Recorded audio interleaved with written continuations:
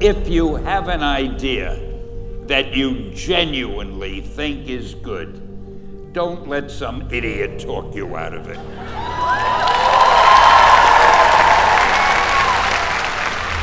We had already done the Fantastic Four and I think maybe the X-Men, I can't remember the order, but my publisher came to me and he said, Stan, I want you to come up with another superhero.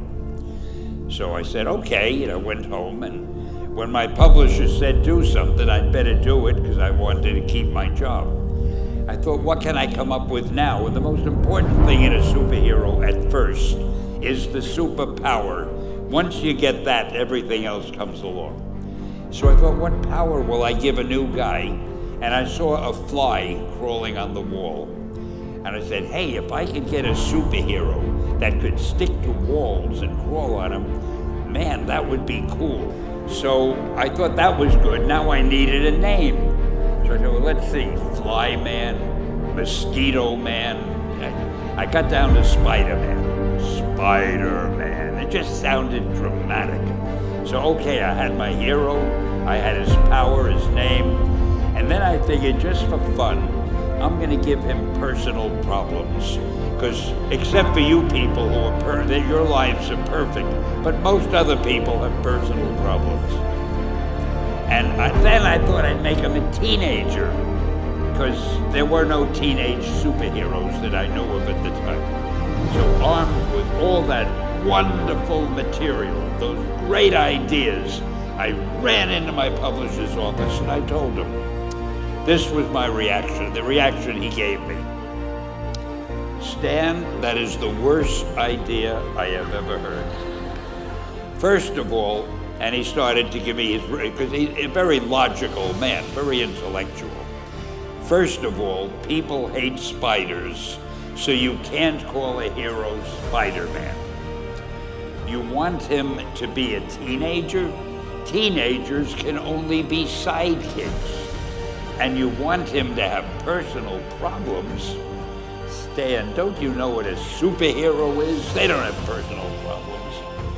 Well, I left the office disappointed, but obviously a much wiser man. And I couldn't get Spider-Man out of my system.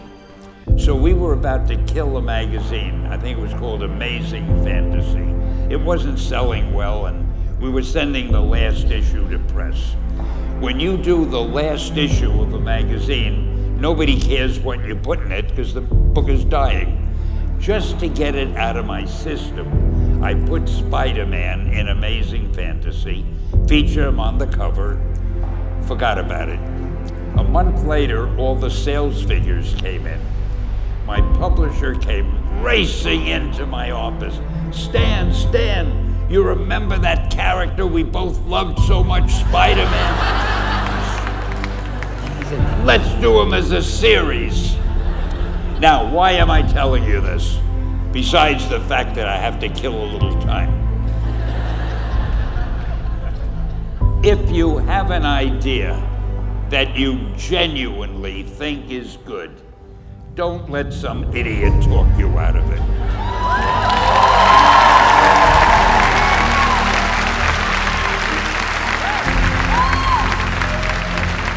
Now, that doesn't mean that every wild notion you come up with is going to be genius, but if there is something that you feel is good, something you want to do, something that means something to you, try to do it. Because I think you can only do your best work if you're doing what you want to do, and if you're doing it the way you think it should be done. Just do your thing, do it as well as that's the important thing. Don't shirk. Whatever you do, give it your best shot. You'll be glad you did. Excelsior!